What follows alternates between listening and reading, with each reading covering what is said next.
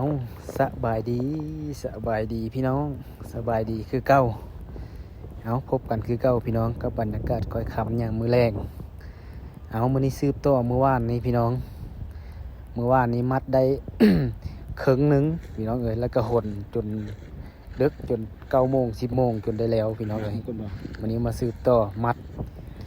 ขาดกะว่าประมาณ6-7 โมงนี่น่าจะมัดแล้วพี่น้องเอ้ยตอนนี้กำลังพากันขมุกขมุมอยู่กำลังมัดเข้าพี่น้องยังมัดมีทันได้แล้วกบเลยพี่น้องเด้อมาการกบน้ำเดียวนี่สิพาไปการกบอยู่อาสะพรนี้เพื่อได้กบก็เนาะอยู่หน้าคอยหลายเด้อกบเด้อเพื่อจะได้มาการเอาเด้อเพื่อจะได้นะคุบเอาคุบกบแสงไฟสลานเดี๋ยวมาการกบนะกบหลายปูหักขายเลยมาเด้อการกบเด้อปูนังกบปูกบโปดอยู่ปูนะปูนะกบนะมาเด้อคูกบนั่นกันเด้อ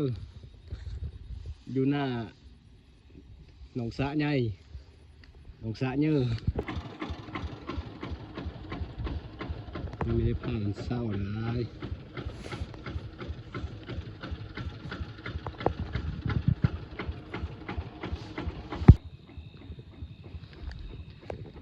มันทุกข์หลายเกินจนแนบซื้อพี่น้องเอ้ย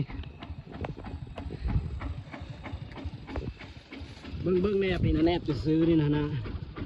โอ้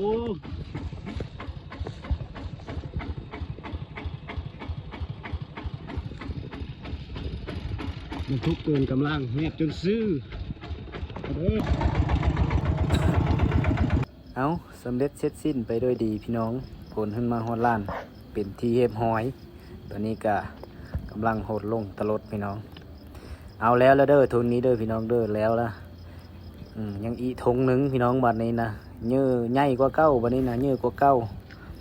คาดการว่าประมาณอี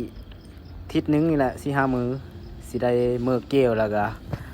มัดแล้วก็หนมาไว้บนเดียวกันนี่แหละพี่น้องตอนนี้กำลังหนลงแต่รถลงไว้ล้านอยู่พี่น้องเอาจนดึกจนดื่นพี่น้องเอ้ยจะได้กินข้าวแรงจน11-12 โมงกันวชิยุทธกินข้าวแรง